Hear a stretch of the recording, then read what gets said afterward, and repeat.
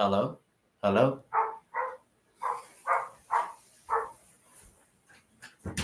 Hannah? Hannah? Can you open the YouTube on your phone?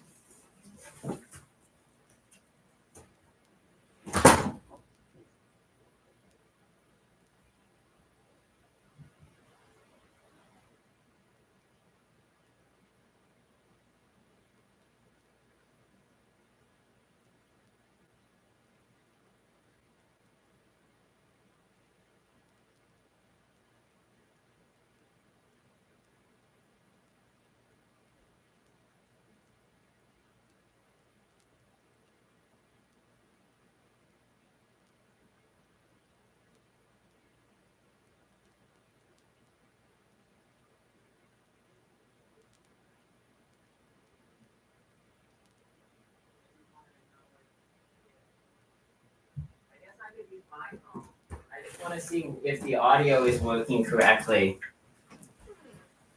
Hey, Mr. Banjo. So let's see if we can get this working.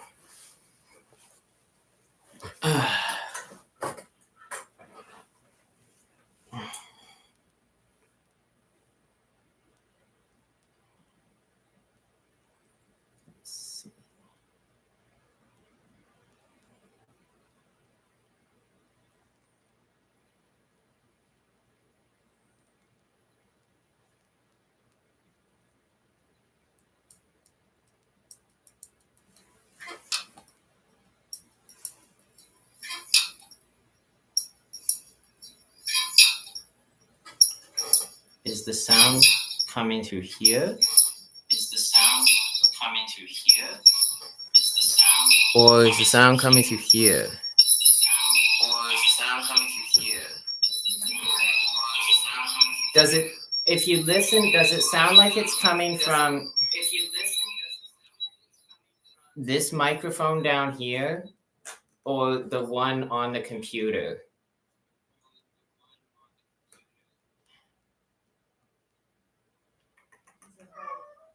Does it? I did. Okay, well, I might need to tinker around with some microphone settings. It's really loud. Like it's really loud. Does this make it quieter? That's quieter. Is that a better volume? Okay. Maybe just like yell if you think I need to go up or down in the volume. Okay. Thank you. And it's just the, you only see the window, right? Like you don't, there's not like a dashboard and like the chat window and stuff. Okay. Awesome. Okay. All right. Let's see.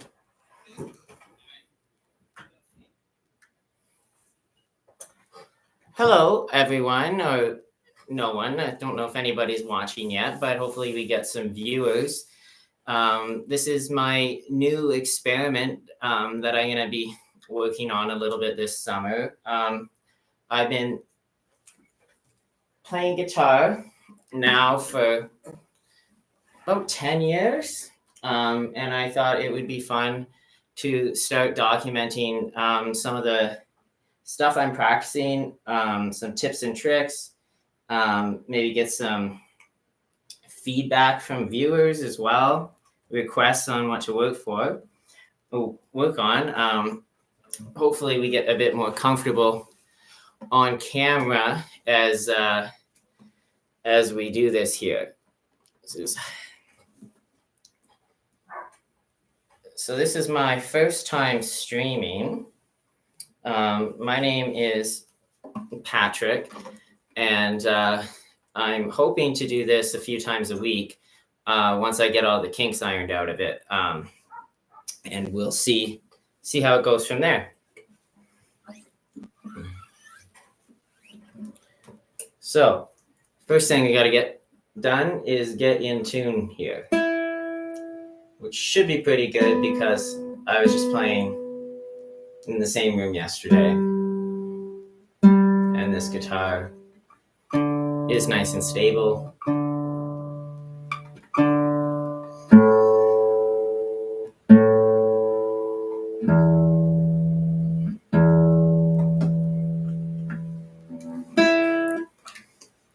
Okay. This is a bit too close.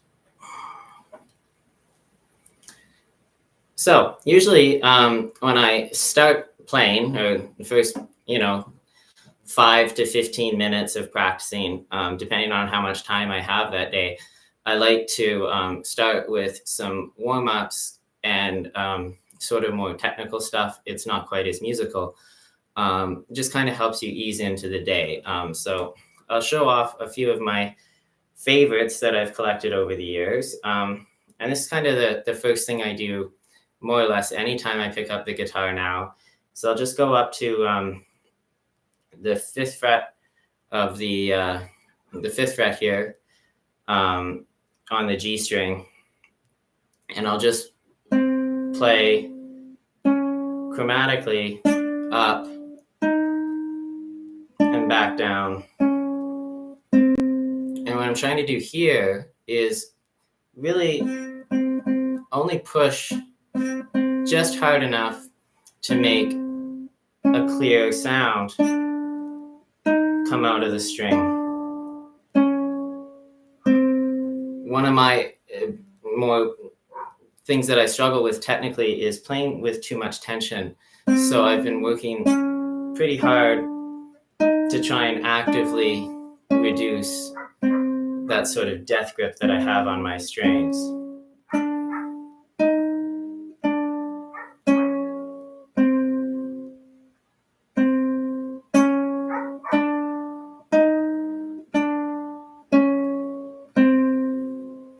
So now I do the same thing, starting on my pinky finger instead of my index finger. I just feel like it changes the balance of my hand a little bit, and it's just another useful way to get the weight balanced in my fingers.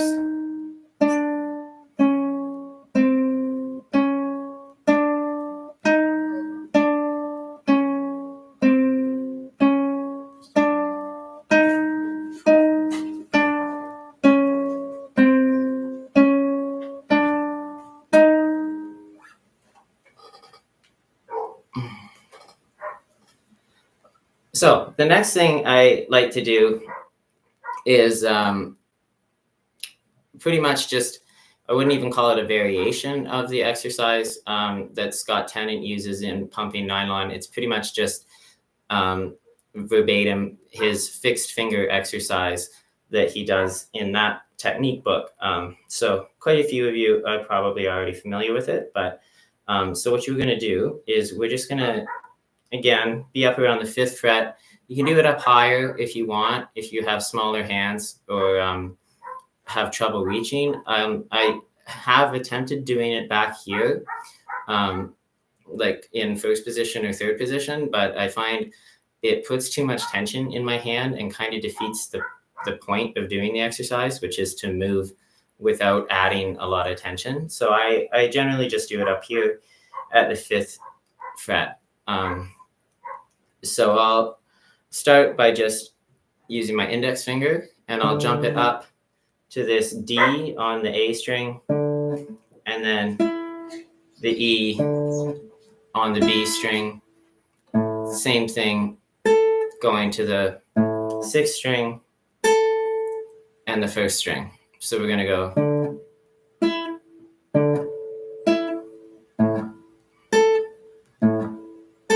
And the thing to kind of be mindful of is to not have a lot of extra movement in your wrist or forearm. Like when I first started, I might be looking more like this kind of swinging action going on, which you don't really want. It's a lot of extra movement and slows you down, creates extra tension. So now we're gonna go on to the next finger. So we're gonna take our middle finger and jump it between these two strings, and then the sixth and first string. And we'll just do that. I like to do 2 or 3 repetitions per finger. I used to do more. Like when I was first learning, I might sit there and do this for 10 minutes, which is a great exercise at first. But now it's more of a warm-up for me. Switching to the ring finger now.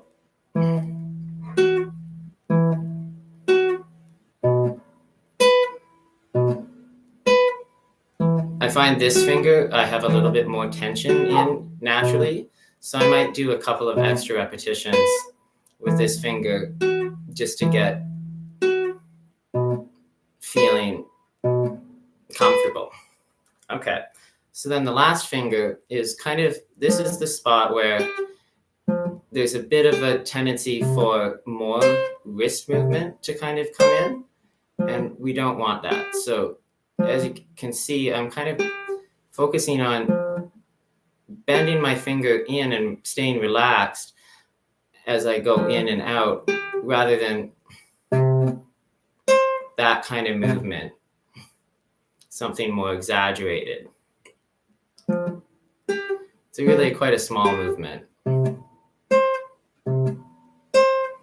Okay, so the next little warm-up exercise is something I've only started doing a couple weeks ago. It's something my current teacher has been having me work on.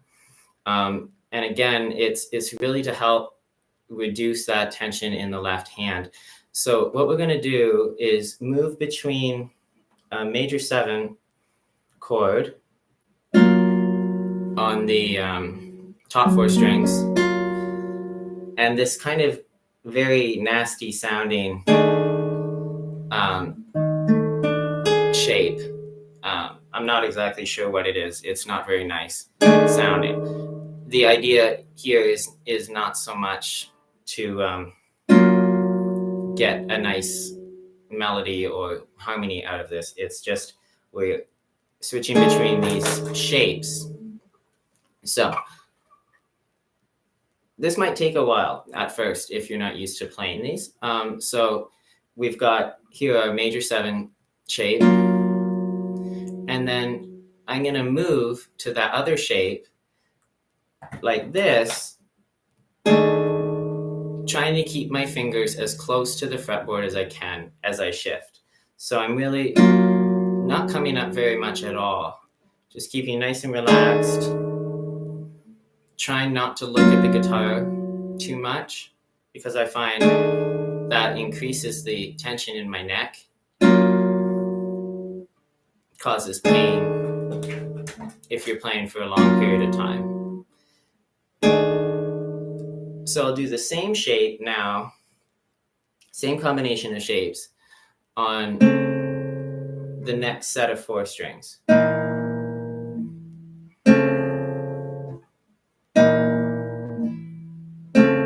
And this is a little bit more difficult.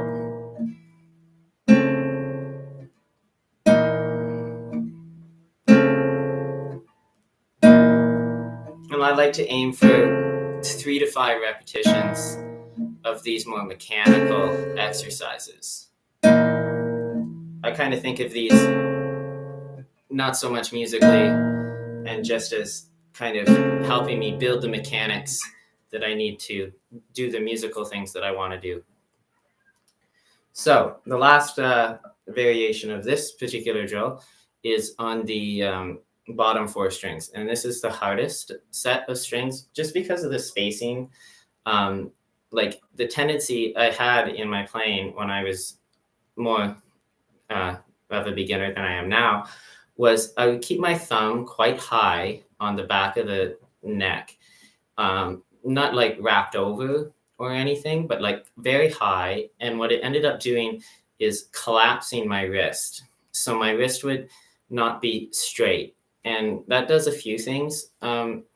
to your playing. You're not going to be able to reach very far this way, like horizontally. Your stretch will be very limited, and it's very hard to clear the open strings.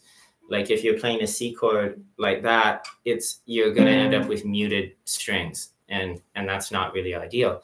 So as a way to break that habit, I've been doing this drill on the bottom 4 strings. So we're again going to aim for 3 to 4, maybe 5 repetitions of this.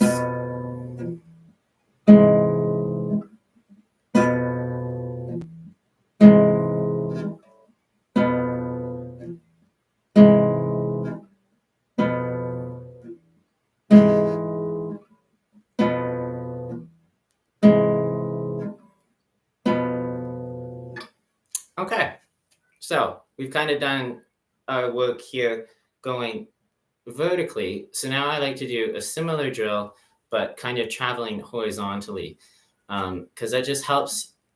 The frets are, they get closer together as you go further up the neck. So it feels a little bit different to play these shapes depending on where you are on the neck.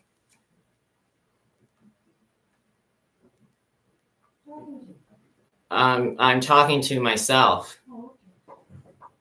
Do you want to come in and see? Like I'm talking as if I'm doing a music kind of lesson. Oh, I'm sorry. No, you're not interrupting. See, I'll show you. So people can see through the computer screen, they can see my guitar and the background, but they can't see like much else. Okay. So I've just been doing my warm up and explaining kind of the purposes of why I'm doing the drill. Oh, okay. So they can see me here. And they can see you just in the corner there. Where? Oh, there I am. So this is moving through those same shapes that we were doing for our vertical motion. But now we're going to change to the next adjacent fret and just work our way up the neck of the guitar so that we get comfortable playing in each of these different positions, which all have a slightly different feel. And as I'm doing this, I'm trying to keep my fingers as close as I can to the fretboard.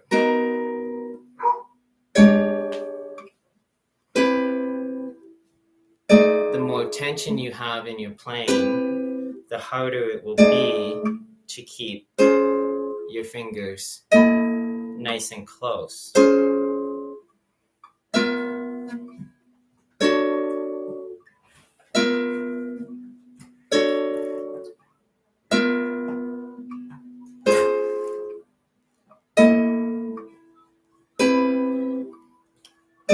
We've got a question from a viewer in the chat asking whether we play blues. And no, I've actually never really learned how to play the blues. I love music inspired by the blues, especially like anything hard rock, heavy metal, extreme metal. But something about the classical guitar and just the sound has always really resonated with me more. So improvising the blues, that is definitely something I'd like to work on getting better at, but it's not really my skill set right now. So after doing that exercise, now the next thing I used to do right after these kinds of basic warm-ups would be a lot of right hand string crossings. But about a month ago, I started doing chord scales next instead. And sort of the reason I do that now is because the chord scales, if you're doing like your triads and your sevenths chords, you cover off quite a bit of the fretboard, and you end up playing some weird shapes. And you get a really good understanding for just how the chords work in different positions and in different keys. It also helps get your hands warmed up even more so that when you go into your chromatic scales and your diatonic scales, your harmonic minor scales, whatever it is you want to practice, like focus on that day, you're going to be really nice and warmed up. I have some problems with my tendons in my hands, so I like to watch out for any kind of thing I can do to lessen the frequency of injury. So we're going to play some chord scales now in E major. So we're just going to do diatonic chords, and we're just going to go through one, like minor 2, minor 3, major 4, dominant, minor 6, diminished. You could use minor 7, flat 5. I prefer to use the diminished when I'm playing the chord scales, just because it's a little bit easier for me, and this is all still a little bit new. So here we go. We'll start off with in position 1 in E major. So as much as possible when I'm playing the chord scales, I'll try to use just the top 4 strings. I like those voicings. They don't clash with other instruments as much if you're trying to play with other people. And they kind of force you to be a little bit more creative in terms of the voicings that you end up using. So this is pretty standard, but you'll see as we go. So we have this E major chord. So it's just E, G sharp, B, and another E. And then F sharp minor. So F sharp,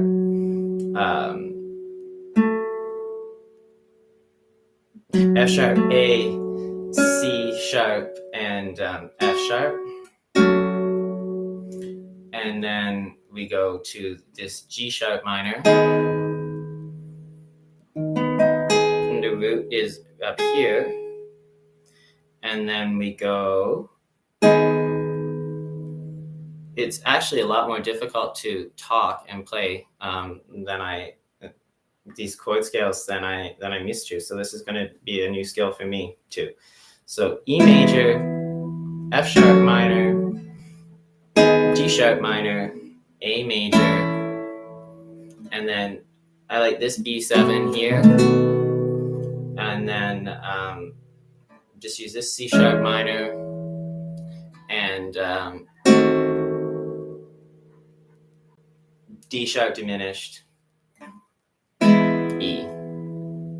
So the neat thing about diminished chords on the guitar is the way the intervals stack is this D major, this D sharp diminished is also the same shape for an F sharp diminished. If you were playing in the key of G, you get this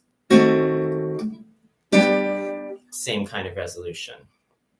So usually I'll just go through each set of chords 2 or 3 times until I'm comfortable in that position. Then I move on to the next position. So let's go through this a couple more times.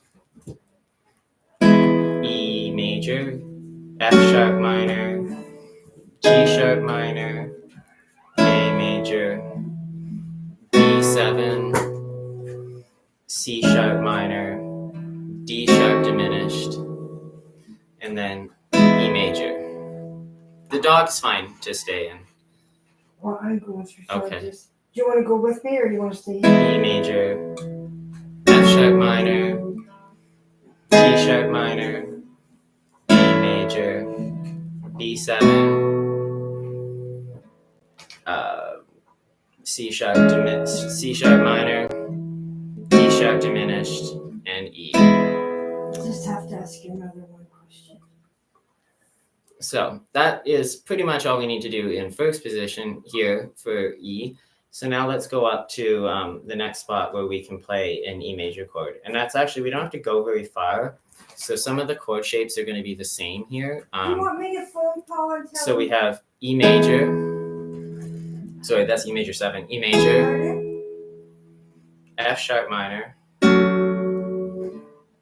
G sharp minor, A major, B7, C sharp minor, Jojo. D sharp diminished, and then back to E major. E major, so E major, F sharp minor, G sharp minor, A major, B7, C sharp minor, D sharp diminished, E major. So that feels pretty comfortable there. So now we'll go up to the next position. And when I was first learning these, I have a book, and I took all the chords and all the keys like this, and I wrote them out when I was first learning. I tabbed them out because it was way too overwhelming to try and just have that knowledge without like slowly building it up. So I actually, would do one key a day in triads, and then the next day I would do all the sevenths. And so after a few weeks, I had the book, and I don't reference it that much anymore. But if I'm playing in a key that I'm not super comfortable in, like B major or A flat, any of those kinds of keys, I'll still reference that. It just saves me time having to think out all the voicings. So let's go and play E major in position 4. So we're gonna have E major, F sharp minor, G sharp minor, A major, B7, C sharp minor, D sharp diminished, and E major. So we'll go through that one more time. E major, F sharp minor, G sharp minor, A major, B7, C sharp minor, D sharp diminished, E. Okay, so now we'll go up to the next position. This is, if you've been playing guitar for a while or are somewhat familiar with the instrument, you'll recognize this is just your standard five string bar chord. I'm just not playing the 5th string, so it's just, but it is this based on this shape. So E major, F sharp minor, G sharp minor, A major, B7. That's not B7. B7,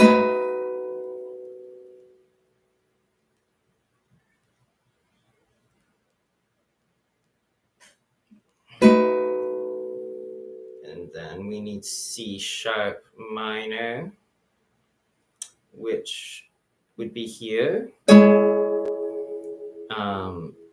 D sharp diminished, E. So you can see in certain positions and in certain keys, I'm still not that tight. So like I had to think about that, especially after I got thrown off by playing the incorrect dominant chord there. Had to think about it. So that's why, like, even once you know it, it's something that you kind of have to practice like all the time. Not necessarily always in the same key or whatever, or always through the same exercises, but it's something that you got to keep sharp.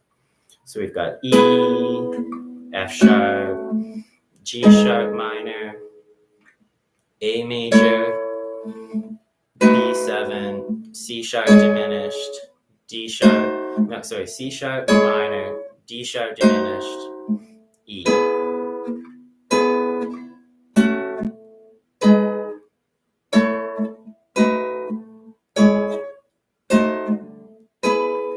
it is easier for me to do when I'm not trying to talk. So now for the last position for our triads is up here. We've got E major, F sharp minor, G sharp minor, A major, B7, C sharp diminished, D sharp, sorry, I don't know why I keep calling that diminished when it's minor, C sharp minor, D sharp diminished, E.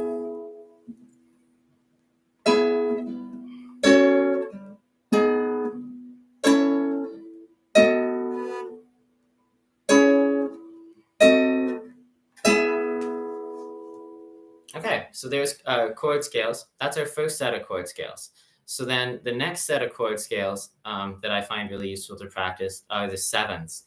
And I know there was 2 chords in here that were sevens, the dominant and the diminished.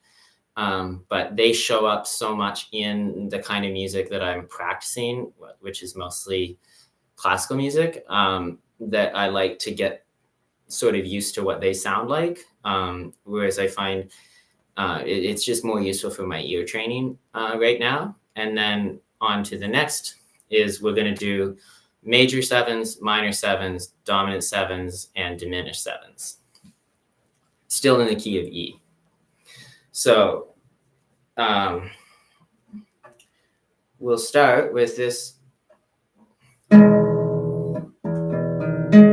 E major 7. This is not my favorite voicing of E major 7, but it's kind of one I'll just use when I'm playing the scales. And then we have F sharp minor, G sharp minor. So to play these minor 7 chords, I'm using a bar, and I'm barring the top 4 strings. So they're actually very, very easy to play. And they have a really beautiful sound. This is a really nice inversion. You can also play this inversion if you want to put the 6th string in there as well. You've got a lot of options. And they are pretty guitar-friendly voicings. But anyway, so here we have our E major 7,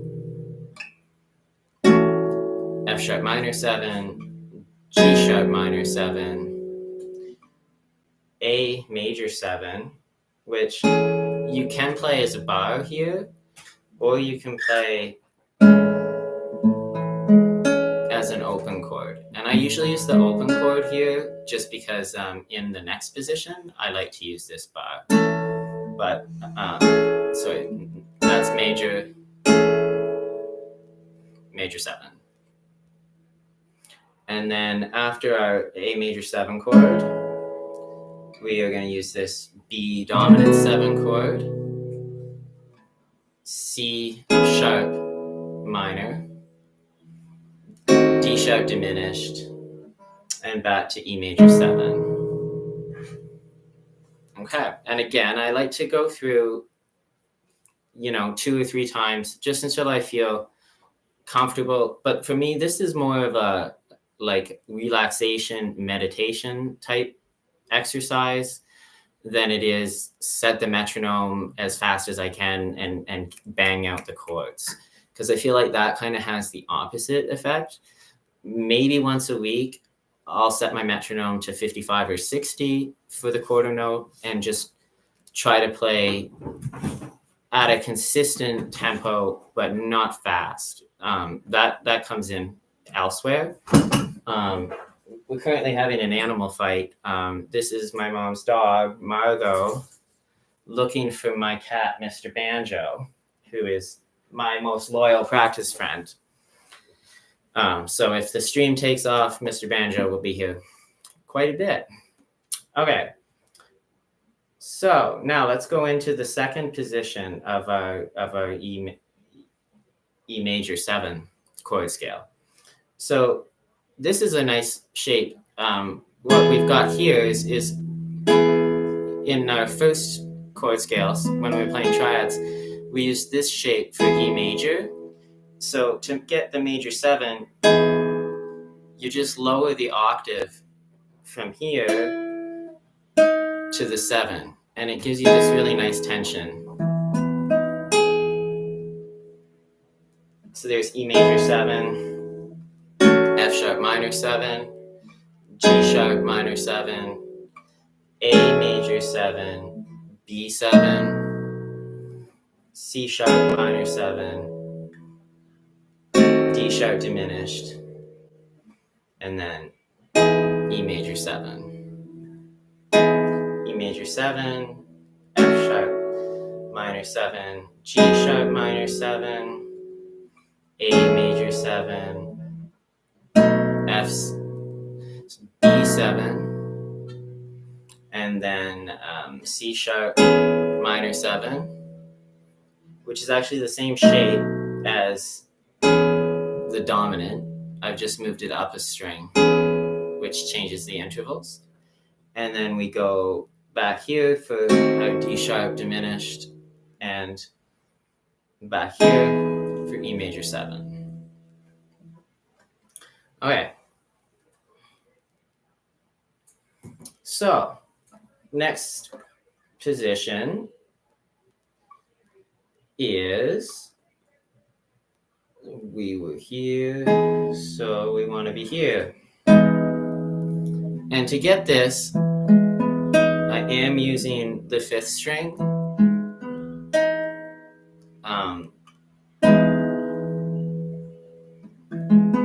It's a variation on this major chord shape that you'll see quite a bit in, for example, it's in the D form of this chord is in Tureg as study in B minor. I remember this chord shape giving me a lot of difficulty when I was learning that piece. But it's really not that bad, especially if you're just playing the major 7 version, because you've got one less finger on there. So,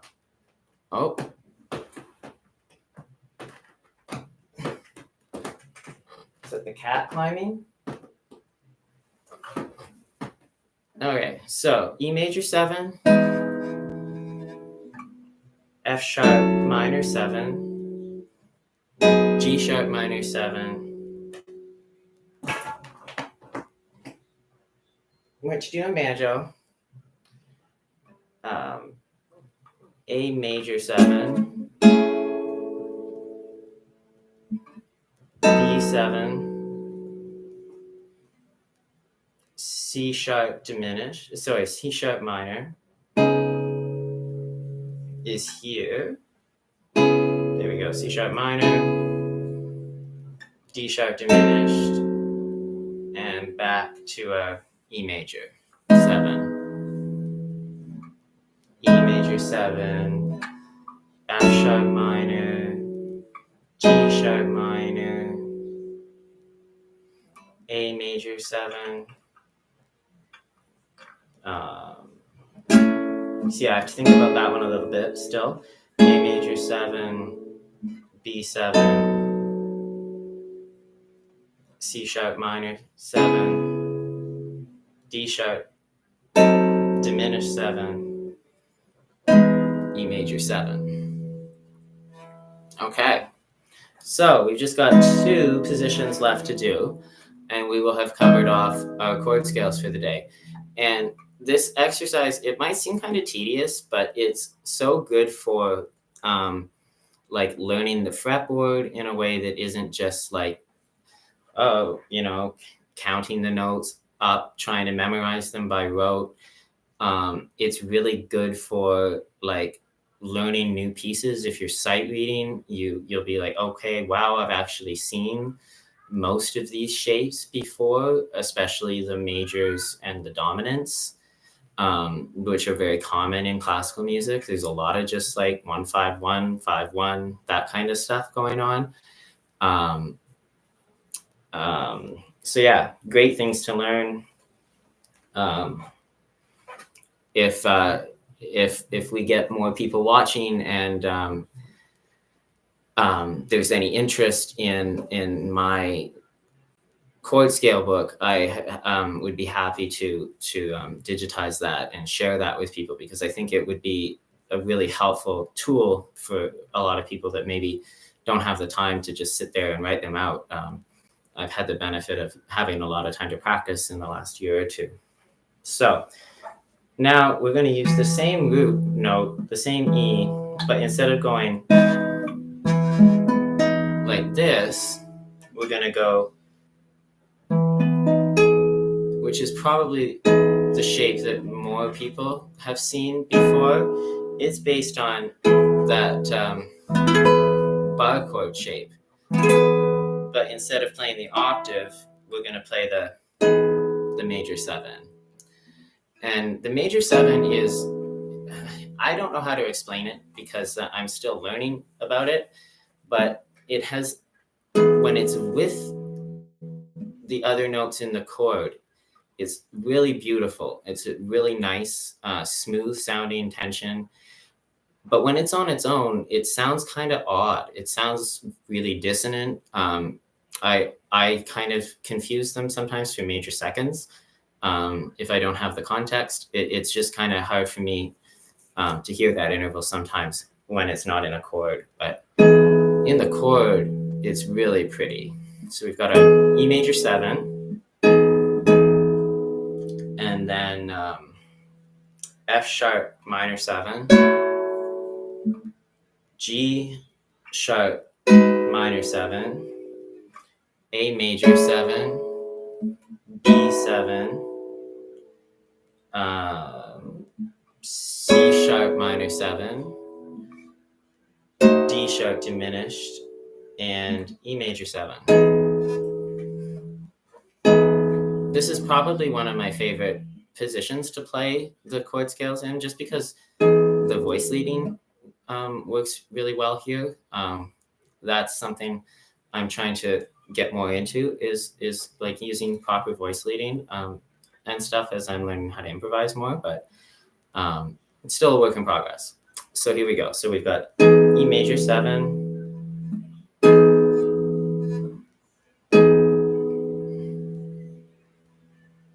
F sharp major 7, G sharp major 7, A major 7, B 7,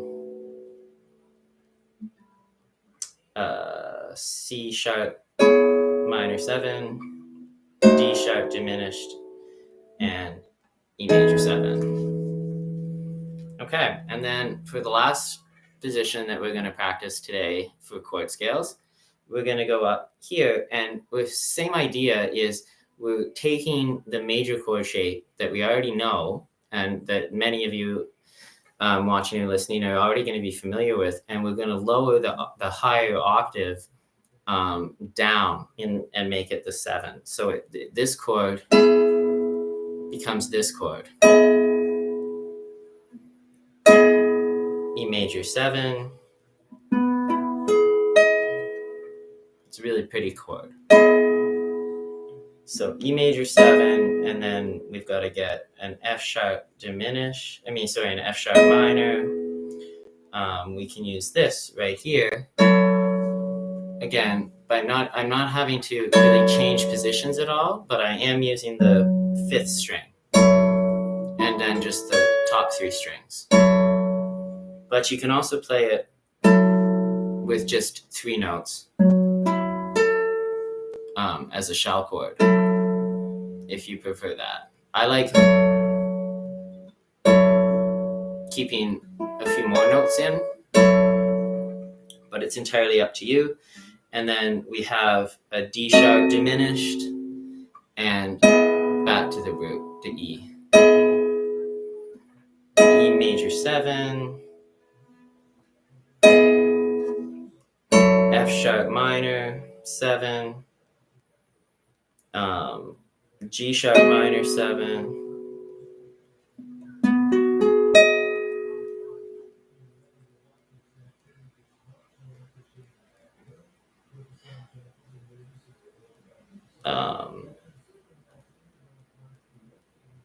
A major is going to be our next chord. So I'm going to start again. I got confused.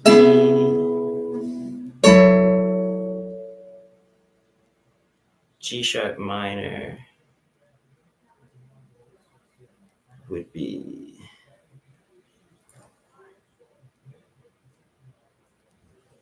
I got confused trying to focus on too many things. Yeah, we thought you should start. Are you still on? Yeah. Is there anybody watching you? No. We thought you should start playing that people would rather hear you play. I know, but it's a practice log. Yeah, no. So I'm gonna do scales It's next. because then we could hear you talking to someone. We thought somebody was actually listening. No, other I'm than just us. talking. And it was Granny. Yeah, no, it was good. Your voice was nice and clear. You sounded pleasant. E major 7. Yeah. I think you should drink a bit F more. sharp minor 7. And then I'm just struggling to find the G sharp minor 7. Probably because I'm so tired. There's your drink. Yeah. It's a long day. It's not here. It's G sharp minor. What the? I guess I could just use this.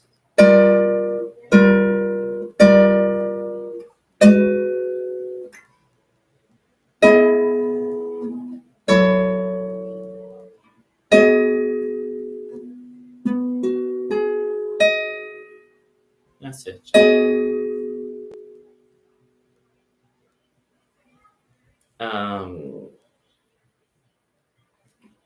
A major 7. B7. C sharp minor.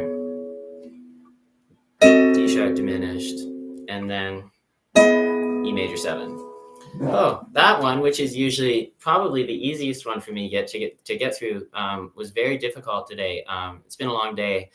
I'm kind of tired, but I think it's good to practice when you're tired sometimes too, because then it will expose some of the uncertainties that you have.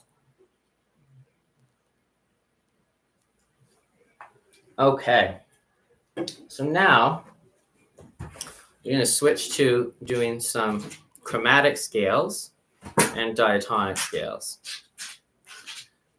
So we'll get the metronome out, and we'll start at a nice, nothing too crazy, 76.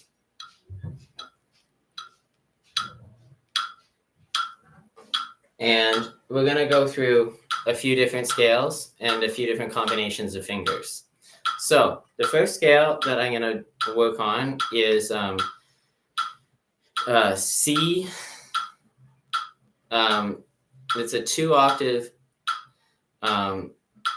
chromatic scale starting on C. And I'm going to use my middle and ring finger. So it's going to sound like this. First, we're going to go in triplets, and then we're going to go in 4. So in triplets, it's going to be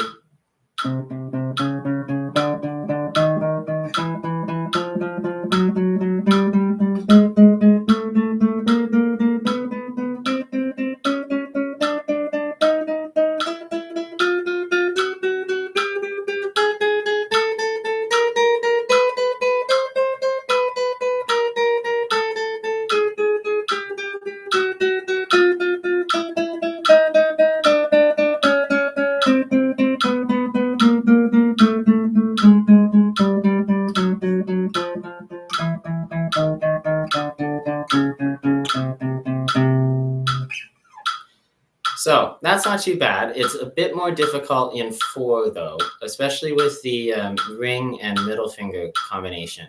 I would say for a long time they were my weakest combination, but practicing them so much has probably made them more accurate than my index and middle finger. right now. So I'll have to focus on the other again as well.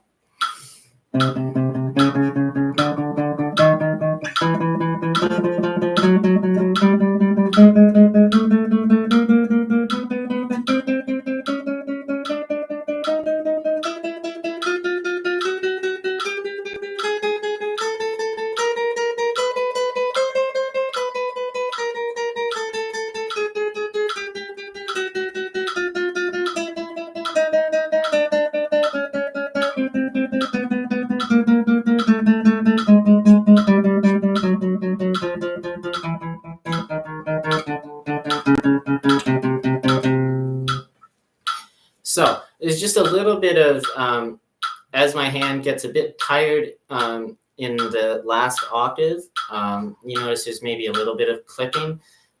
So that's something to be mindful of and try to eliminate as much as possible. So we'll go through that scale again in 4, and then we'll move up to D chromatic.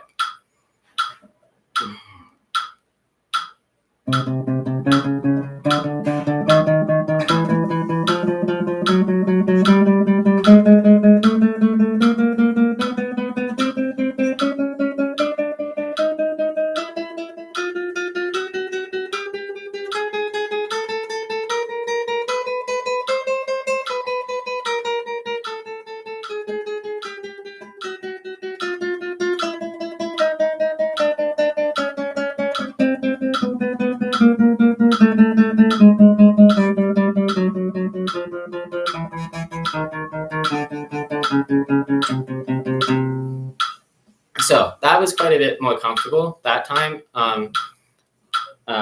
So usually once I feel pretty comfortable at a certain speed with the scale, I'll move on to usually just a different position of the same scale.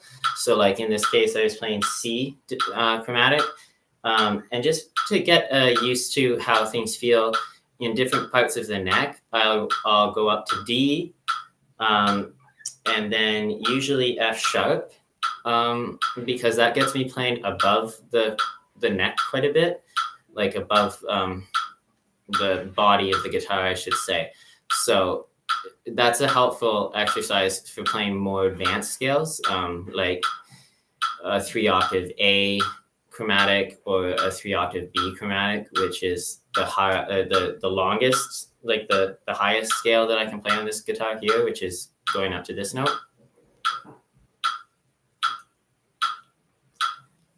All right. So now, because we did M and A, our middle and ring finger, we're gonna switch to our index and middle finger. And we're gonna play the D chromatic, 2 octaves.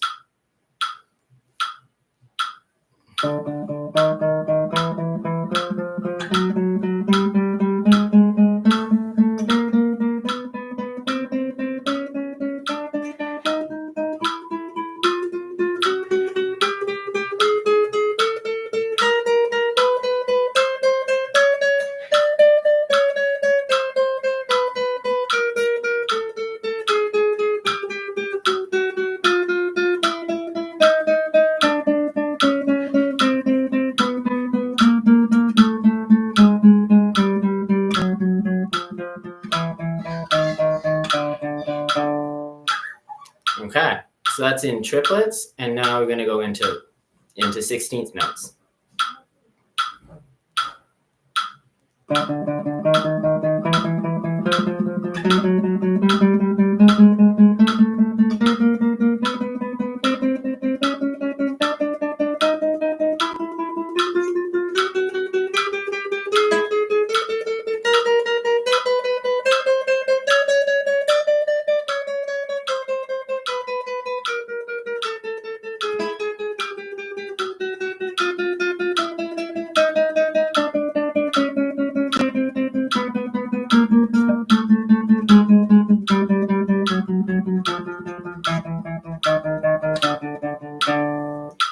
So that time, as I was playing on the B string, I was getting a little bit of clipping into the E string, just a bit of unwanted noise. So we'll try that again and just really focus on not extending too far out and catching that E string, the high E string, by mistake, because we don't want any extra notes. So that's something to listen for, because it'll make your scale sound really sloppy if you've got extra notes or clipping.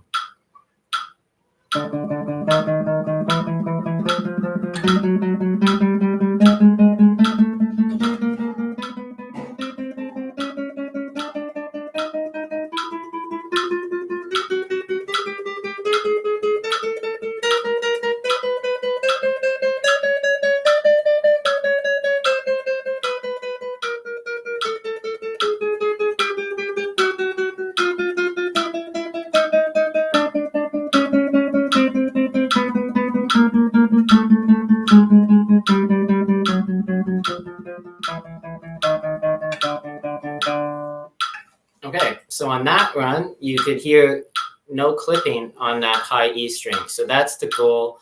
If I could have them sound that clean all the time, I would be much happier. So now we're going to go up to the most difficult position we're going to do chromatic scales in today. And that is, we're going to start on F sharp. So position 9. And the same, we're going to do triplets. And then after triplets, we're going to do 16th notes.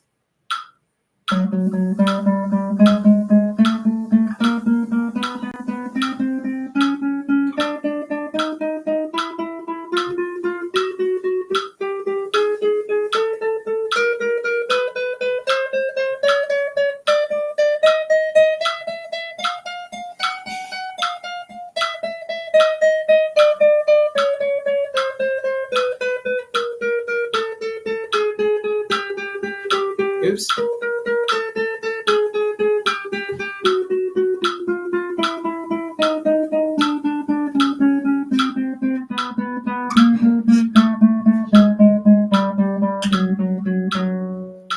So when we're playing F sharp, there's a couple of things to be mindful of. I made a mistake and shifted too early that time. That's not really something that can just happen. But what you need to be mindful of when you're playing the higher frets, especially with a classical guitar or an acoustic guitar, is the action starts to get really high. So it's very easy to hit extra strings or to mute strings, or to not push things down as accurately or as you want to. So playing really quickly or really complex passages up here just has that added level of difficulty, especially on a nylon string guitar.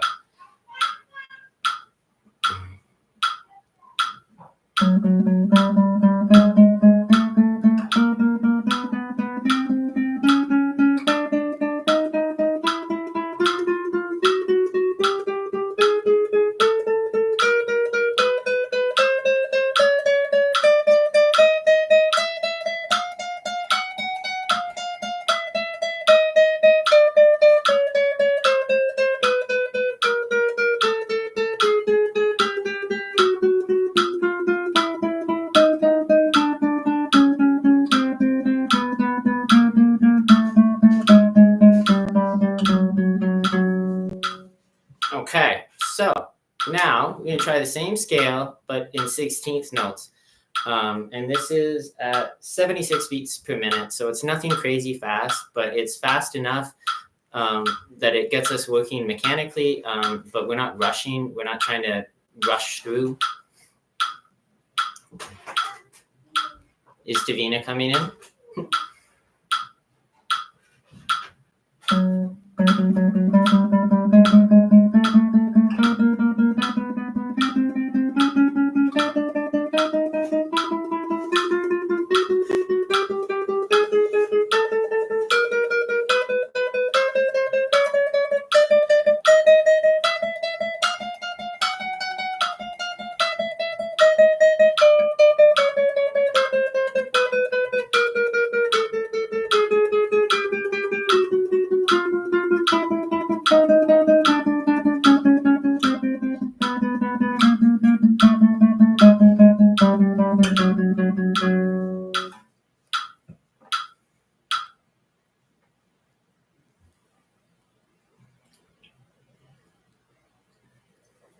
Okay, so that is all our chromatic scales for today. So now I like to bump up the metronome speed a little bit more, make things a little bit more uncomfortable for myself, which today feels like probably 86 will be a good place to start. So we're going to start playing some diatonic scales. I think we'll start with A major today and maybe D major. So on the guitar, there's quite a few different ways to play scales, like 2-octave scales.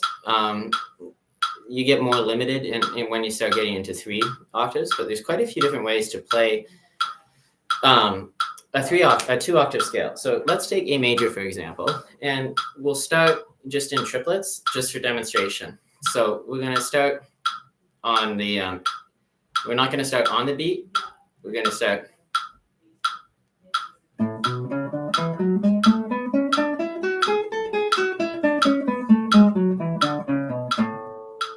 There's our A major that way. But the way I prefer to play it, with a little bit more stretch in my left hand is using 3 notes per string. So we start with the same A, and we're going to start.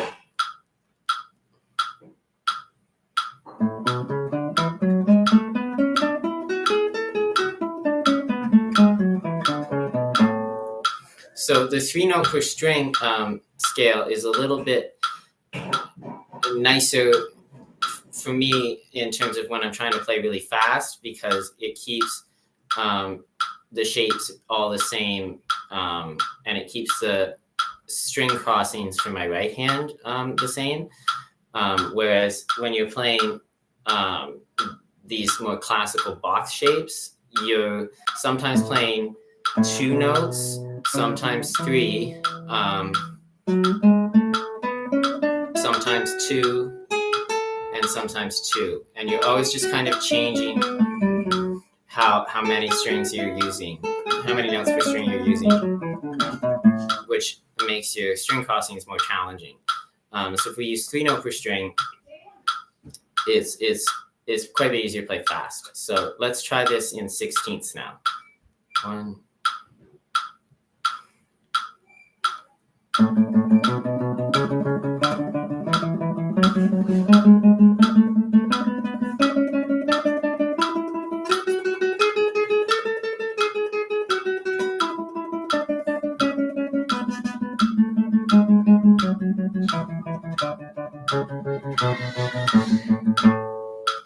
Okay, so now instead of playing 4 notes at once, put like this, we're going to just go through the whole scale note by note. So it will sound like in triplets, it'll be.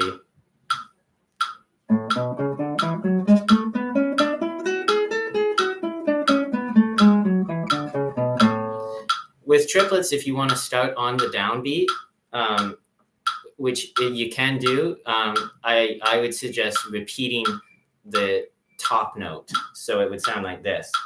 So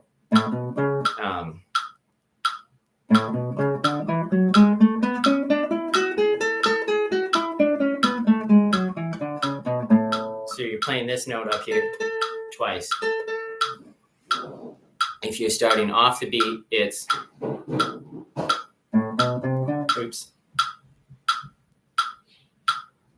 You gotta play the right scale.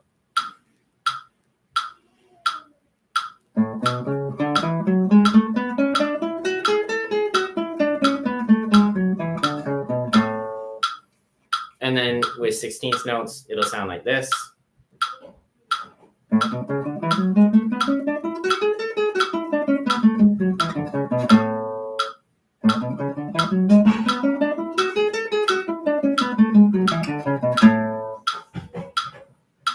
All right, so now let's make one more speed jump up to 90, 95. So we're going to try and play some diatonic scales at 95 beats per minute.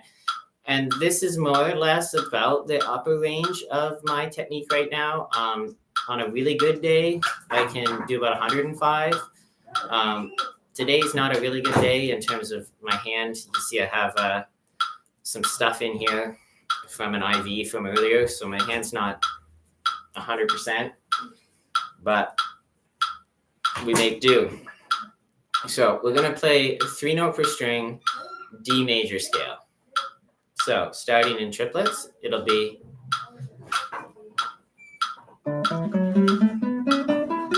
oops.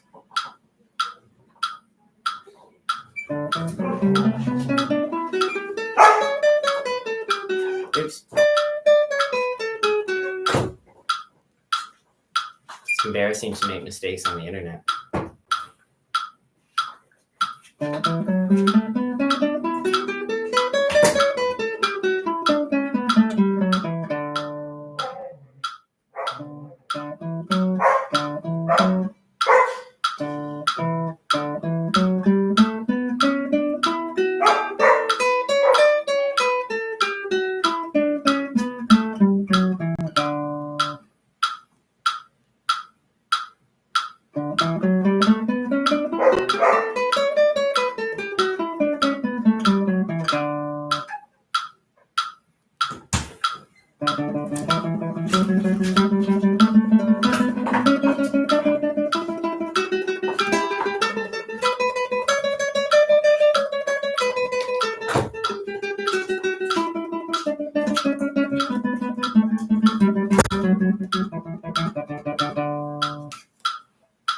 Okay, so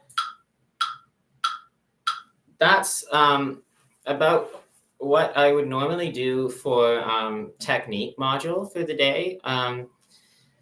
So that's, you've kind of seen how I would divide things up if I was practicing for roughly 3 hours. So you could adjust this down or up if you have more or less time. I find 3 hours is about the limit for me practice-wise. Sometimes I can do 4 if I'm feeling really good, but it starts to feel like often more playing the guitar after 3 hours and less practicing, which is also fine, but just kind of be cognizant of the fact that you will probably get diminishing returns after, 3 hours less as a beginner. So just kind of try to tailor your practice time so that you have enough time to do the things that you enjoy when it comes to playing the guitar. So for me, my favorite part of practicing these days is probably reading through easy stuff and just kind of working on new material that takes, 3 days to a week to learn, something that I can sight read. If I was more consistent about making videos, I would just, once a week get these kinds of things out, but I'm not that consistent. Hey, Mr. Banjo, you want to say hi to the camera? I've got my practice buddy, Mr. Banjo, here. He blends in with the couch, so he's hard to see. Okay, so let's pick an easy book to start with. So I think we'll start with book 3 today. Look at some stuff from the Royal Conservatory book 3, and then I'm looking for some repertoire for some teaching I'm doing tomorrow night. So we're going to look through the prep book a little bit as well. I'm going to be teaching for the first time a group of students. So that should be pretty interesting, but we've got to find some easy material for them because I don't think any of them have ever held a guitar before. So we're going to have 6 weeks together. So I'm looking for some pieces that they should, hopefully be able to play either solo or as an ensemble together by the end that 6-week time period that we have together.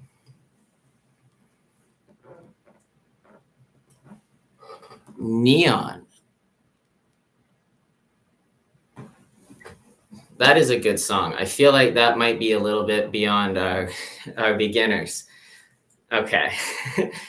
But I wonder if I have an arrangement of that somewhere.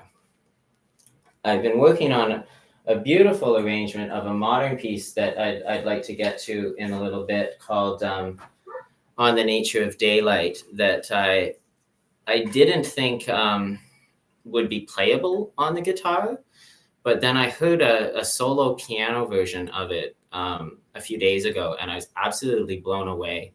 Like, if you haven't heard it, it's Max Richter On the Nature of Daylight. It's a string quartet piece, but if you can find it on the piano, it's something else. Okay, so we're going to start today's repertoire with a piece by Sagraris. I think that's about as close to the Spanish as we're going to get with my English accent. So this is Lesson 65 in C major by Julio Sagraris.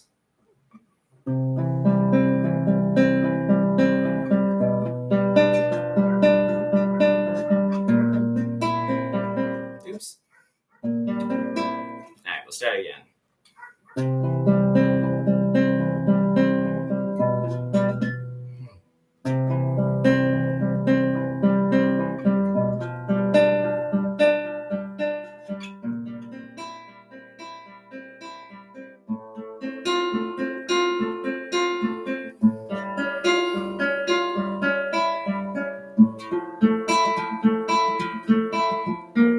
Oops.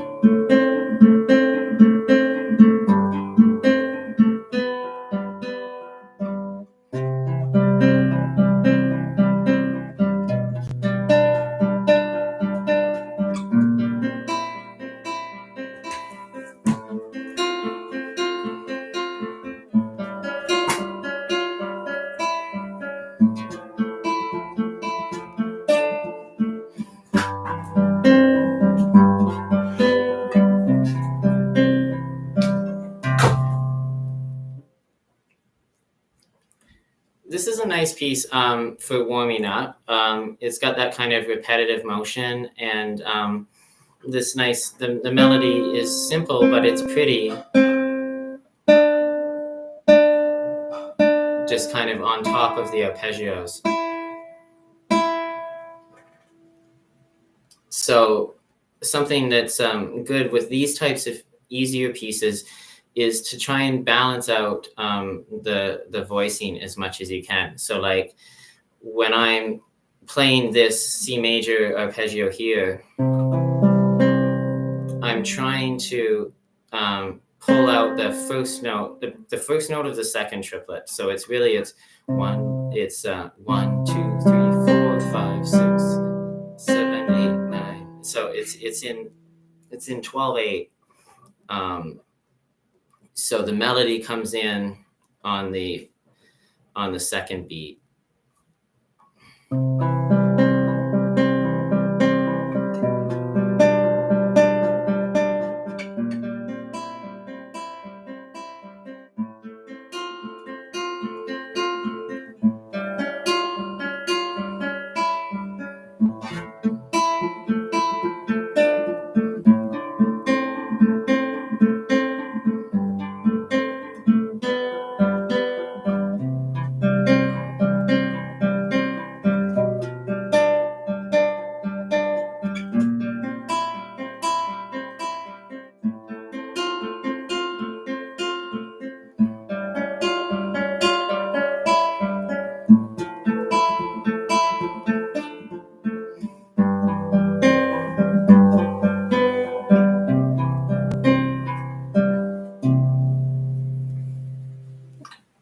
That sounded a little better that time. So usually with these like simple pieces, if I already am pretty comfortable with them, I like to play through them 2, maybe 3 times. If I find a trouble spot, like in this piece, there's a spot where you have to lift up this C and put your fourth finger on this F.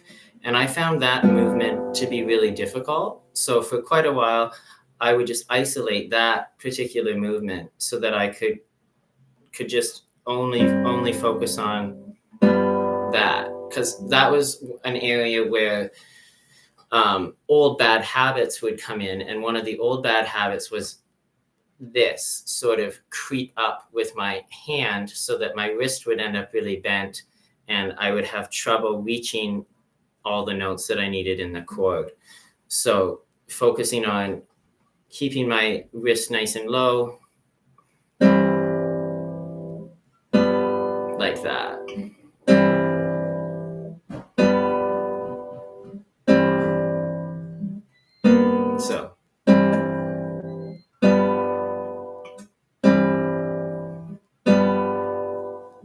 So with anything you find challenging in a piece, you can isolate it, make it into a drill, and then practice it separately, and then that usually ends up becoming like a strength later.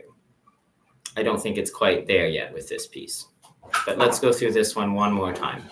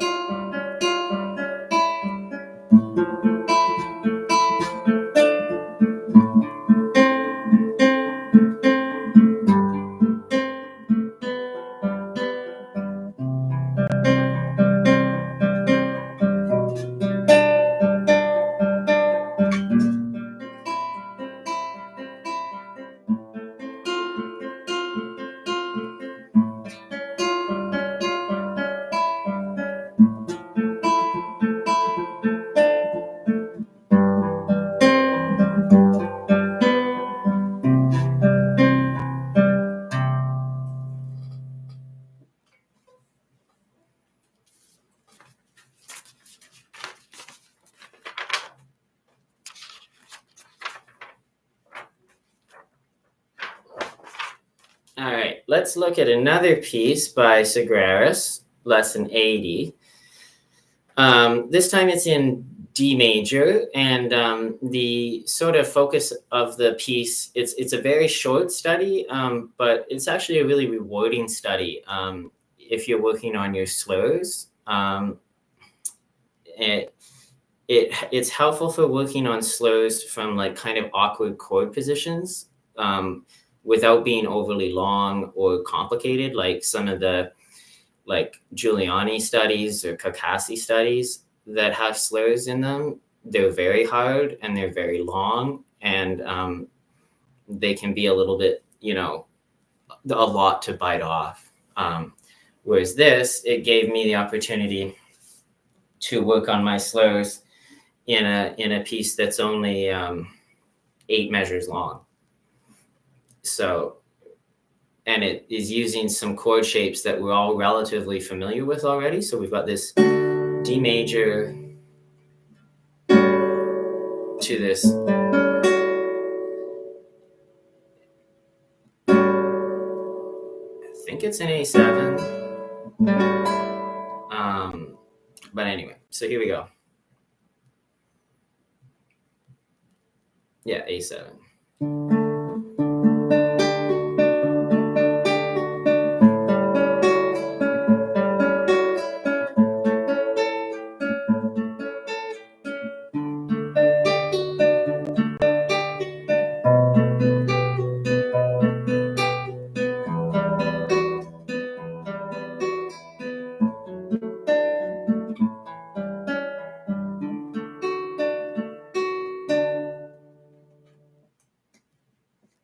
So short and sweet.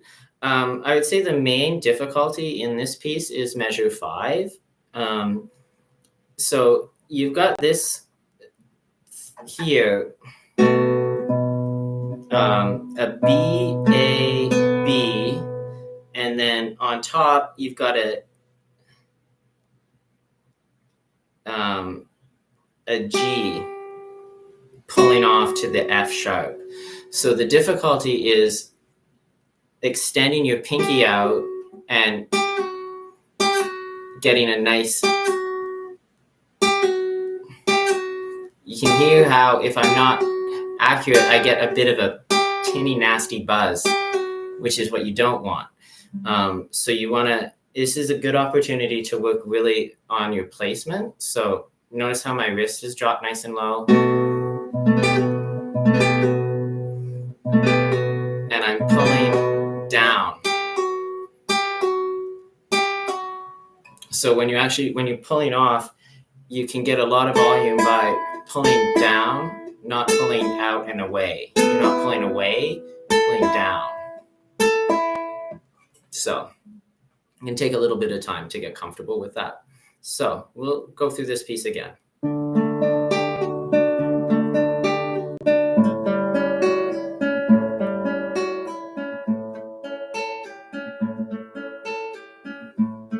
Oops.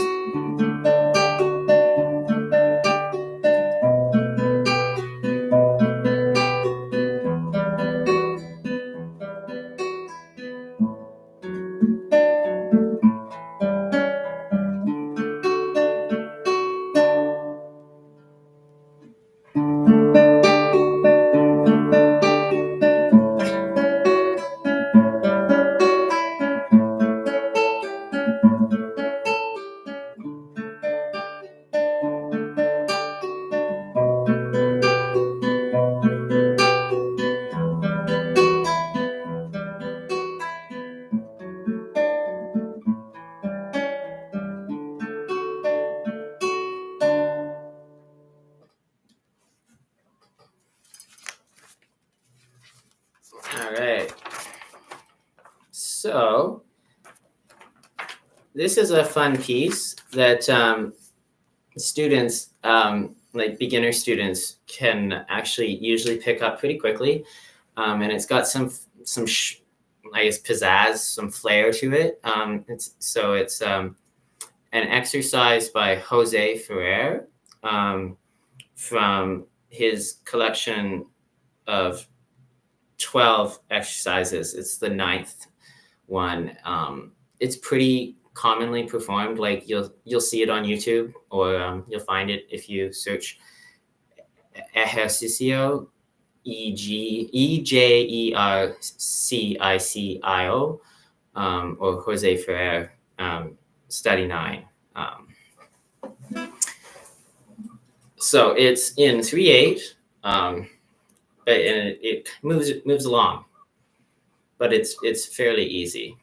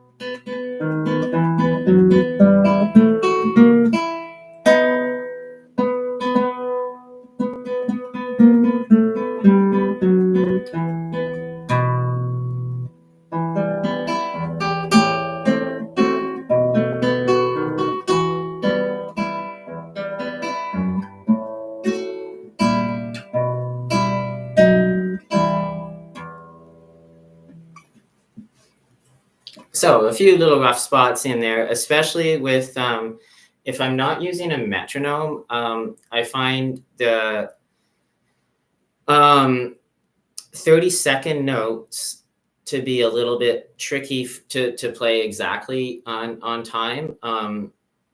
So that's something I've been working on with a metronome quite a bit, is just making sure not to rush the 30-second notes and give the quarter note at the beginning of the phrase enough time. So like you might see me actually physically nod my head, or like just kind of do something to remind myself that just give yourself a little bit of time there. My hesitation is to kind of just power, not hesitation, my inclination is to kind of just power right through and end up rushing, and that kind of loses the effect that we're going for. All right, one more time without the metronome, and then we'll see it. Maybe I'll try it with the metronome, and you can see the difference. So.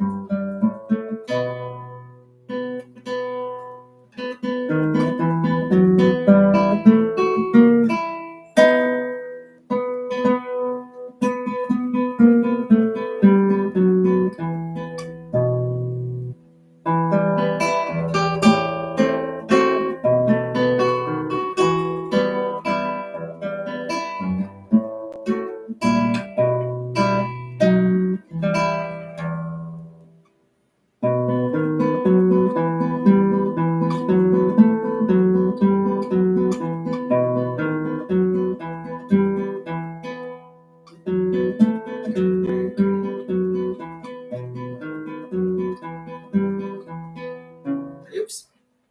I made a mistake trying to rely on memory too much and repeated that passage too many times. So it's actually just.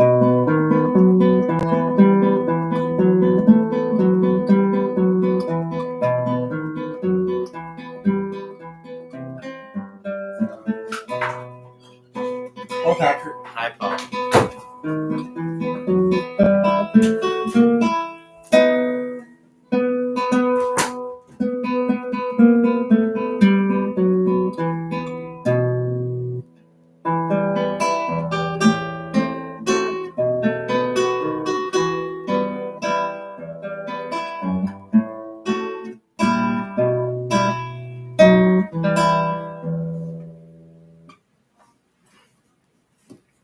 All right, so let's give that one a test with the metronome and see how we do. So the range here in the book is 100 to 112. I like to play it a little bit quicker than that, so I'm gonna go 116, and it'll just help tighten up those 30-second notes. If you happen to have the score in front of you, that would be measure 28 is where, and measure 24. So it shows up a few times, that kind of rhythmic idea.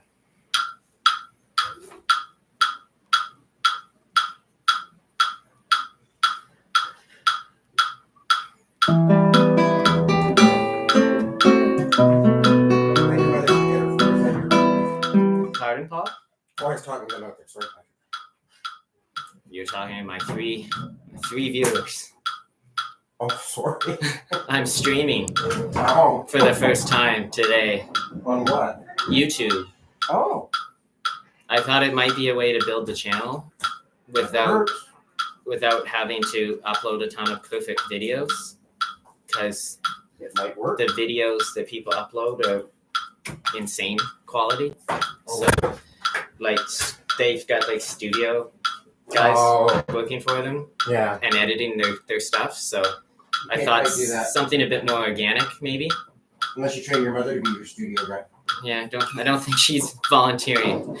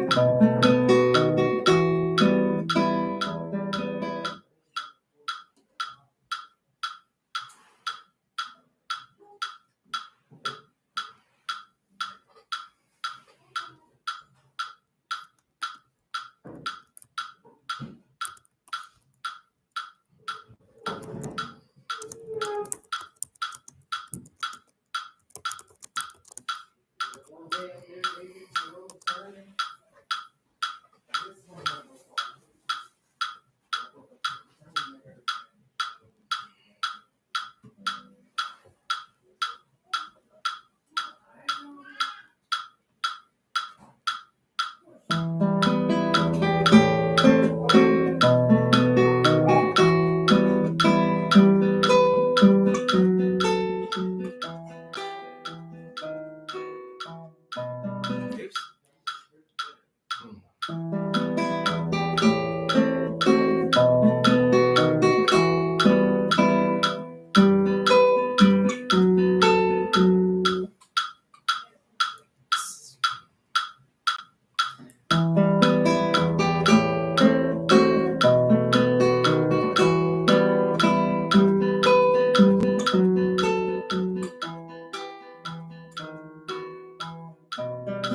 Oops. So I have made the same mistake there a couple times now.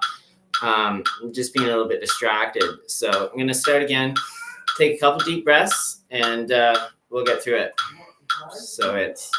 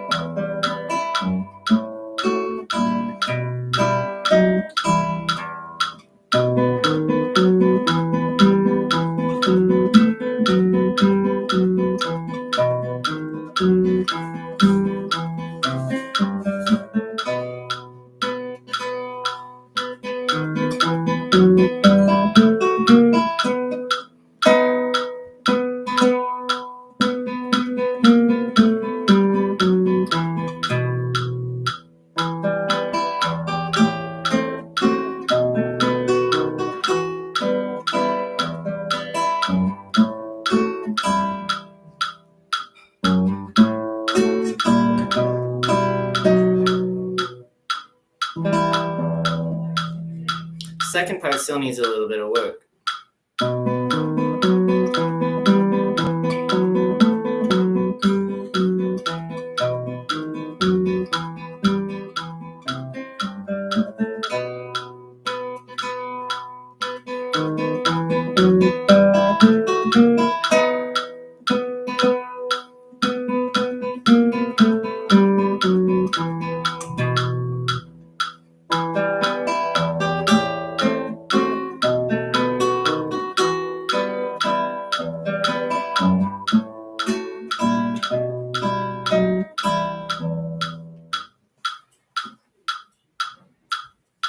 All right, that was a little better that time. So, like, with these pieces, like, there's obviously still some work to be done with this one. Really, like, I don't know if I've ever gotten a piece to the point where I would say it's finished, but I get it to a place where I'm happy enough with it. And then maybe move on from it for a few months. Sometimes don't play it for a year, come back and see what new stuff I can find in it. So let's have a look at a couple more level 3 pieces.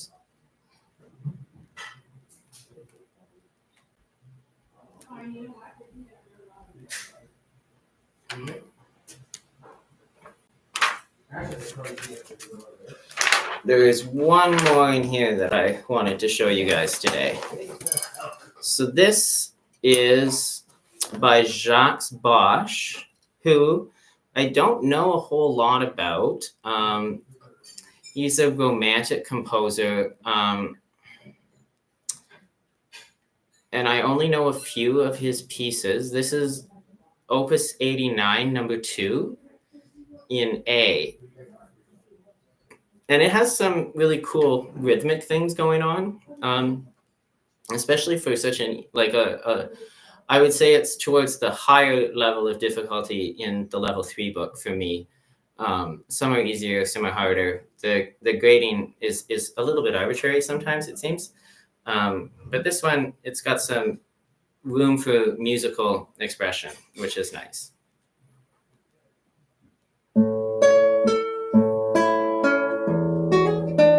So it's really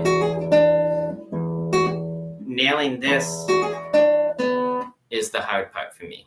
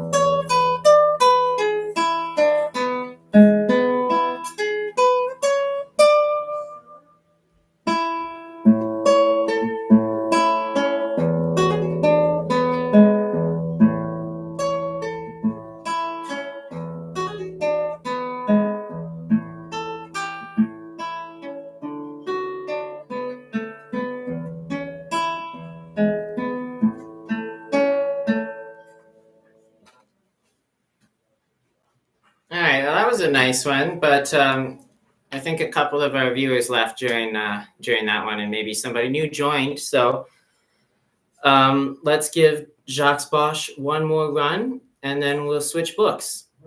We've got another hour or so here that I'm going to be playing while the light stays nice. So we're going to go for Jacques Bosch, Opus 89, number 2, Premier Guajuana. I'm definitely not pronouncing that correctly, and I'm sorry for that. So here we go.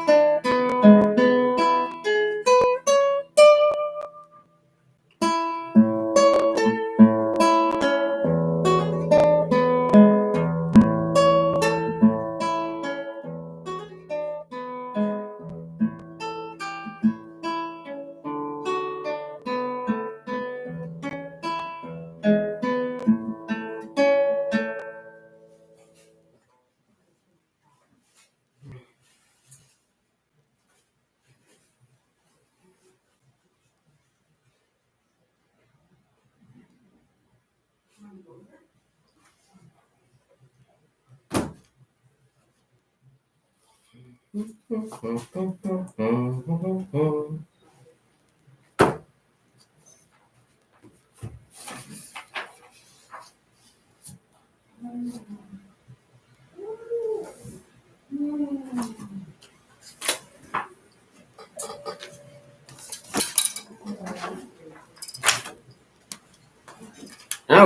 so there's a couple of pieces in the level 4 book that I've been working on brushing back up again for some hopeful outdoor performances this summer. If anybody calls me and wants me to go to their wedding or something.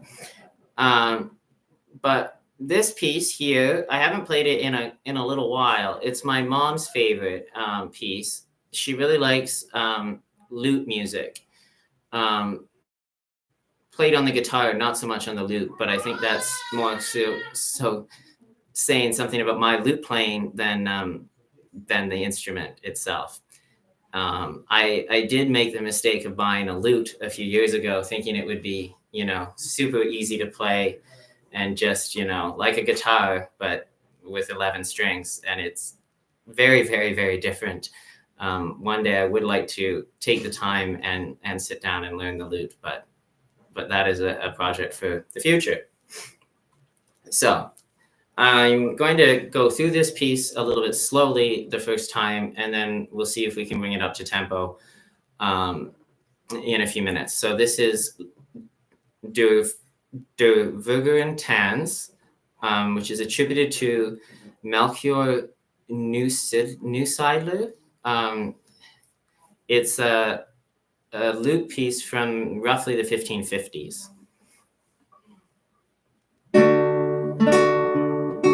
So it's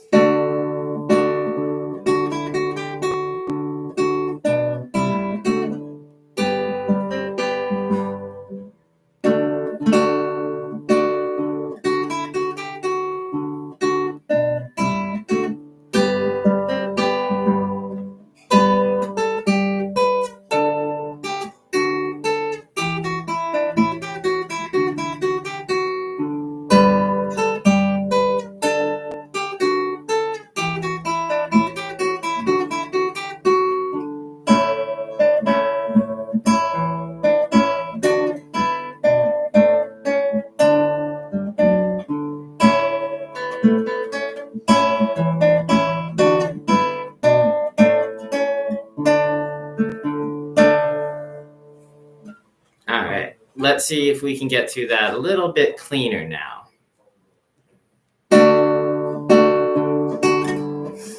Not so much.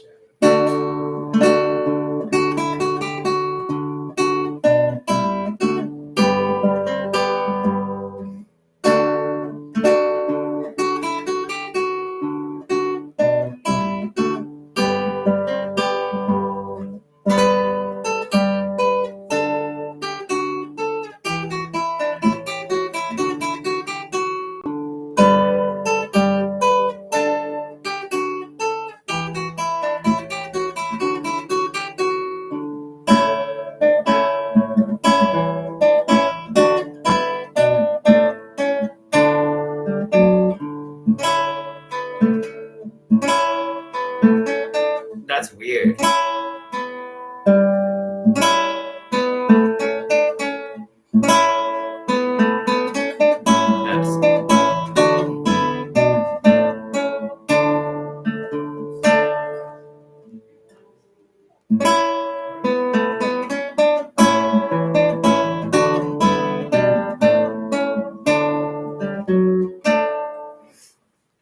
Shows you that the tricky parts, even in stuff you used to have memorized, sometimes they stay tricky. And what's tricky about this is playing this this C sharp here with my middle finger, and then coming up playing the open B and the A with my thumb. So it's kind of an awkward right hand fingering.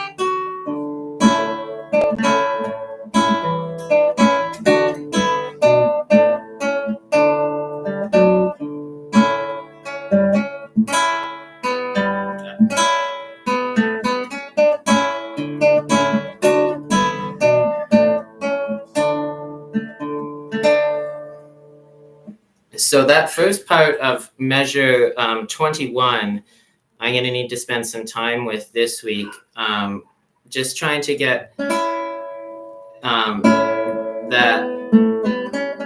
fingering down.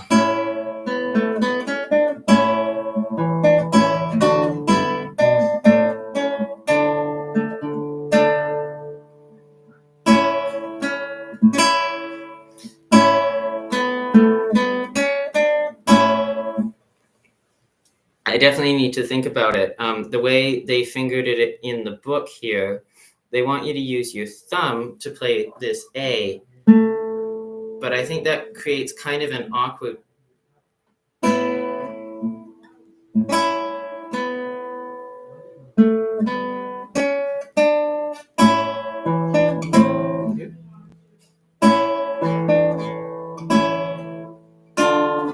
All right, we'll leave that one for today. Come back to it tomorrow. Next time. Okay. So here's another level 4 piece that I've been practicing a little bit in the last couple weeks. Awake, Sweet Love by John Dowland. I was practicing this a lot a few months ago, but I had to take some time off playing, so it's not something I've brought back yet, but it's pretty easy.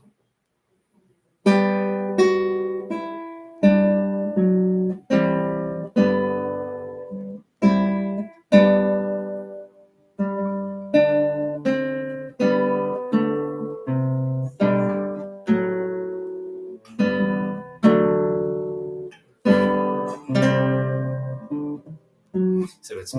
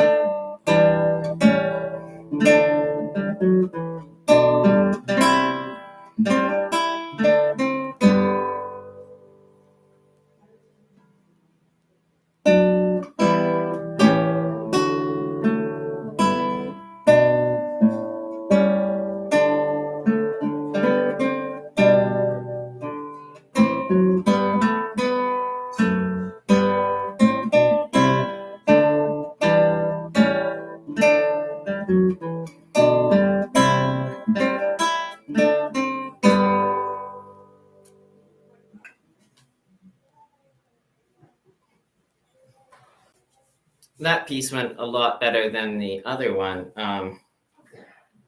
probably because I've been practicing it more recently.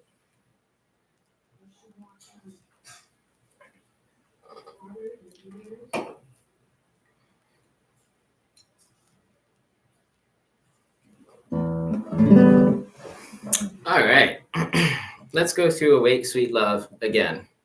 A little bit more John Dowland.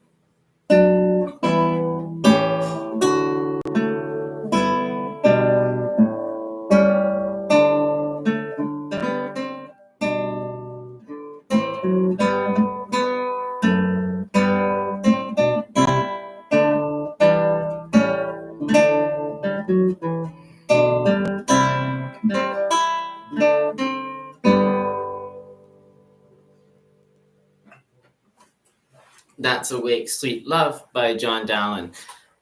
Quite a lovely little grade 4 piece. Having a look through here, what else I've got in okay shape.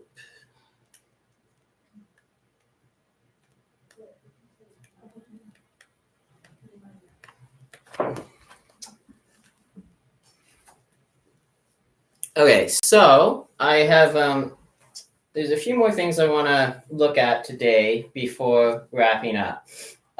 So I want to go through a couple of pieces in the grade 1 book and a couple of pieces in the prep book, just to see if I can find a piece that might work nicely for my students that I'm starting to teach tomorrow. They're coming for 6 weeks. It's a group of 4 kids.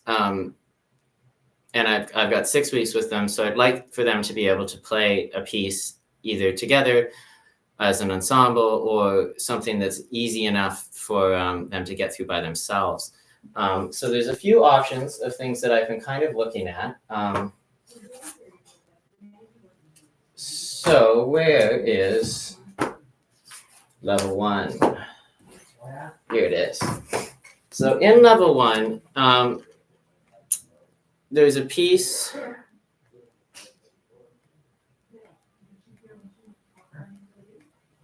There's a few nice pieces in this book, actually. But the one I had in mind is a waltz by Bartolom Calatayud. I'm not sure if that's how you pronounce his name. It's quite a lovely little piece in E minor, and it's got a lot of open strings, which I think makes it suitable for the kids. And it doesn't require there's not a lot of accidentals, and there's a lot of room for musicality and like some rallentandos, some retardandos, a few pickups. So yeah, so let's give this one a go.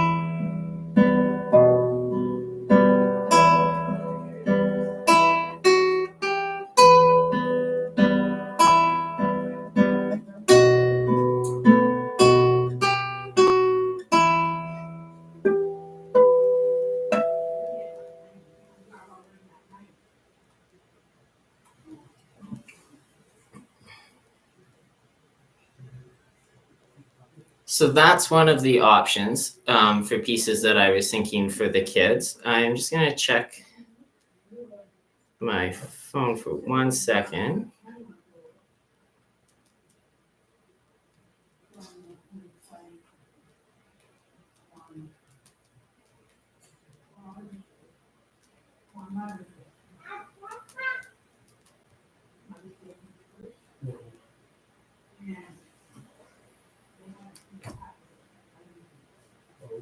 All right, so not sure what anybody's thoughts were on that piece, but anybody listening, I'd be curious to know what you think. I'm going to play through it again. I really like this piece. I kind of think it would be fun to arrange it as like a tremolo study, because it's so easy for the left hand, and it would really let you focus in on the right hand. Maybe that's something I'll do next week, and try and figure out if it's playable as a tremolo piece, or because there's not a lot of easy tremolo studies. There's a piece called Louk Song by Stephen Kenyon, but I wasn't able to get it in Canada. And it's roughly grade 4 for the left hand, but then there's like Recuerdos, and Uno Limosna, like, so anything like that is like grade 9, 10 levels. So this might work well as something that's a little bit easier, but still got that kind of charm.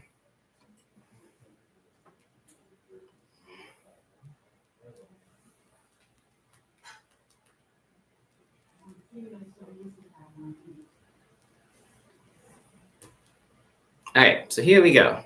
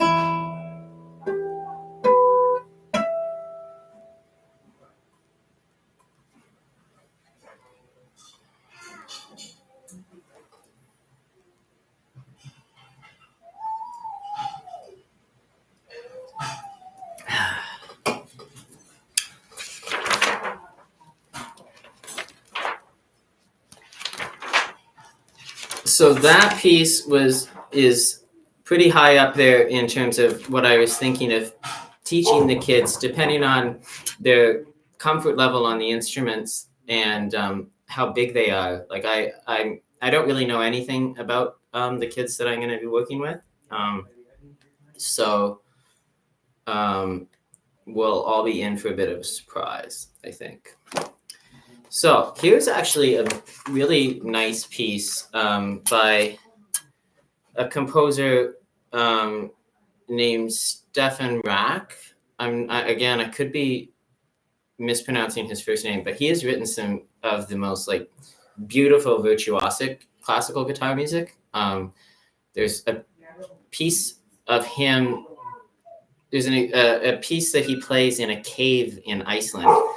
And it's a really cool performance if you can find it. I'm not sure, I can't remember the name of the piece, but it's Stephen Rack. But anyway, here's a piece by him called Moonlight, which I made a video for my channel a couple years ago. I think it's too hard for the students, but I have it here in front of me, and I wanted to play it for you guys. So it goes.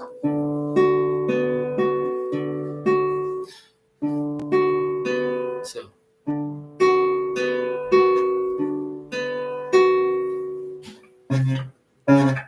It's got a lot of tied notes, so it's just, I want to make sure I'm reading it correctly.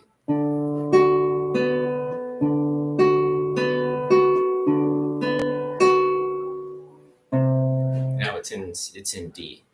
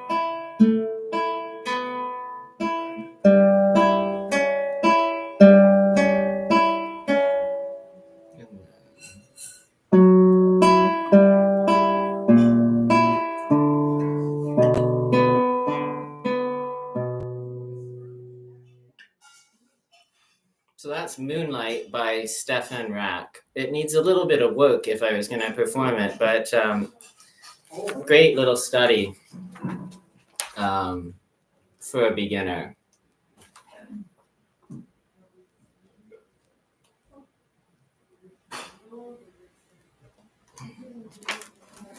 Okay, so there's just one more piece in this book that I wanted to play before moving on to the last thing I want to play today, just because I'm starting to get a bit tired.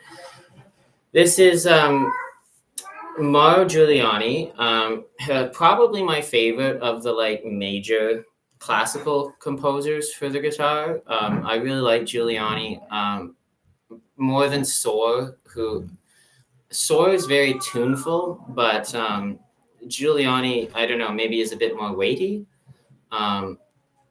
Yeah.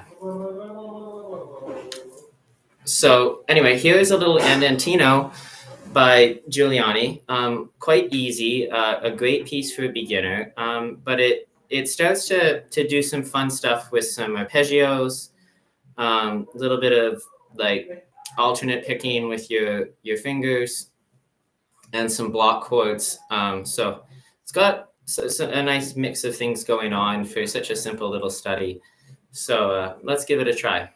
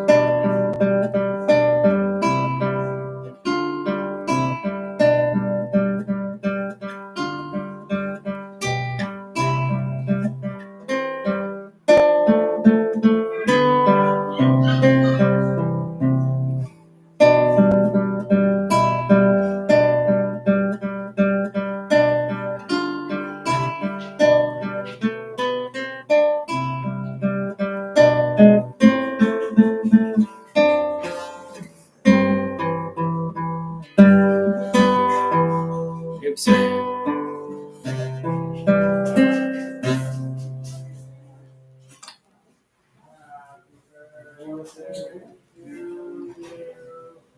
Happy birthday to you.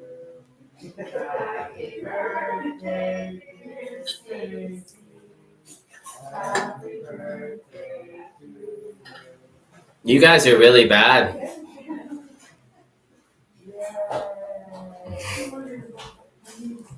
All right, one more time with this little andantino, and then I'm gonna play On the Nature of Daylight. I can't quite play it yet, but it's getting there, starting to take shape. So let's go through this little andantino one more time.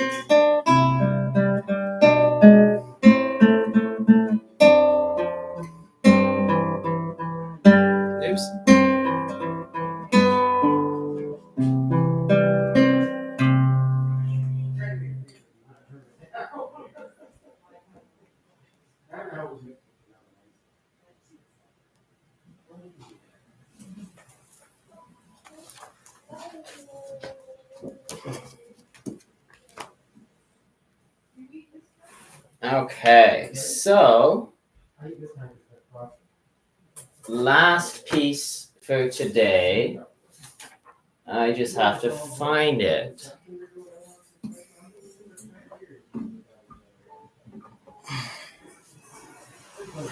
How you doing, buddy? You want to say hi to the internet? Hmm?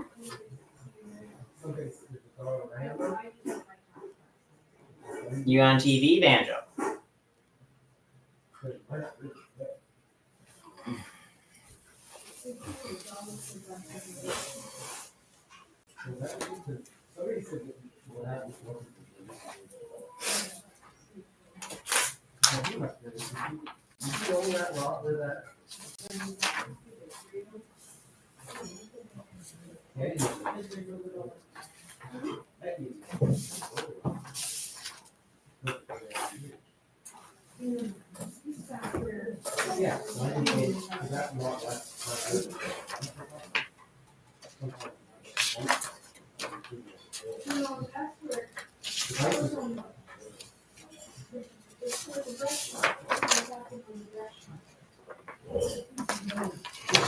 That empty lot, corner of, you know. Yeah, in the corner of the building. The bike shop and then the- I just drove by.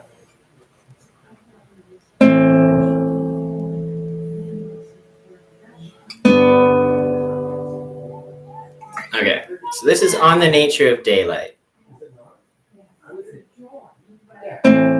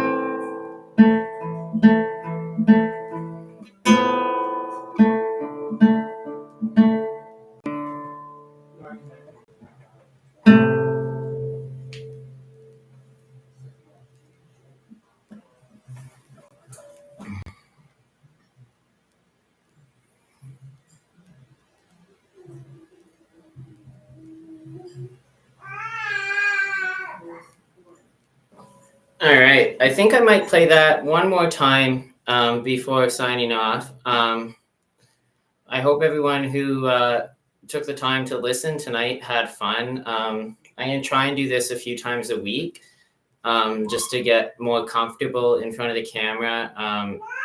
Try and switch up my practicing a little bit, maybe make it a bit more entertaining for people. So we'll see. But let's go through this one more time. There's definitely a few sticky spots, like especially where we have to get to this A major chord.